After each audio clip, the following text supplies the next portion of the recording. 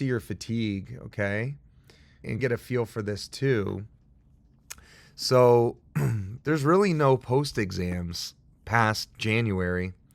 And looking at it, this is really good to see, is that all your muscle groups, they get amplified, right? They are getting activated from throwing.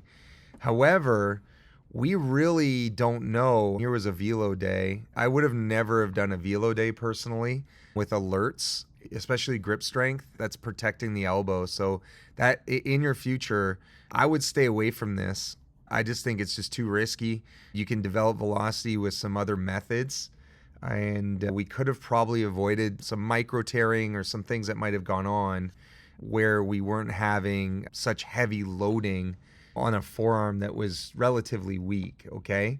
So we got to make sure that going forward, I mentioned to you to take your fresh exams 4 times a week, right? The high intensity throwing days the day after. But anytime that you throw at high intensity, you have to test after. You have to know if your muscles are fatiguing, because it's possible that in the season you're losing strength and you're also getting fatigued after games, and we just don't know.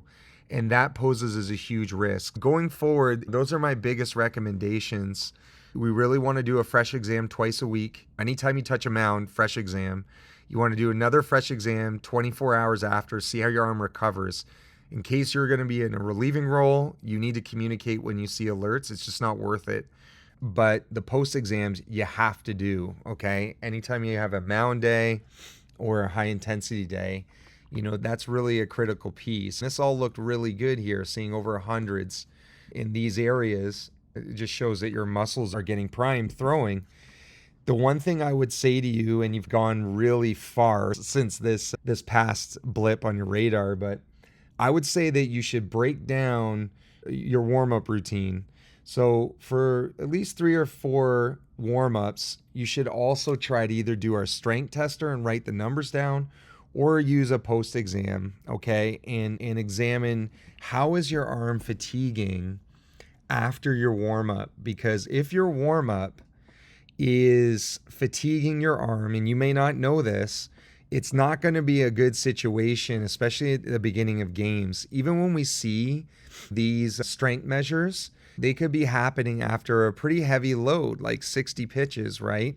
What you don't know in here is that maybe at the beginning, it took a little bit to get the nervous system fired.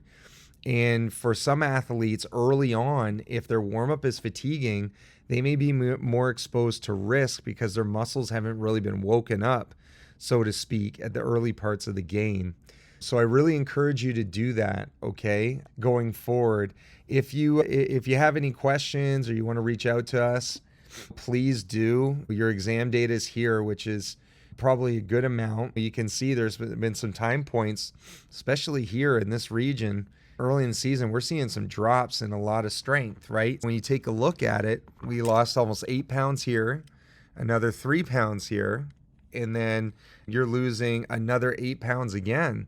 So that's almost 20 pounds of arm strength loss that I'm seeing here. And then looking across, you want to make sure that we're seeing a lot of blank spots, no arrows, because it's telling us that we've come down a little bit. Now, something that's little like this, not a big deal, but when we start getting over 5 pounds, we have to start paying attention to what's going on with our recovery habits, right? This is something that you really need to dial in on. So I want you to also have some confidence in the process too, but it's important that we do these autopsies. Next time, we definitely don't want to have any weighted ball training with any of these alerts ever, okay? Never again. And we want to stick to a schedule where you're not missing tests and you're definitely getting post exams.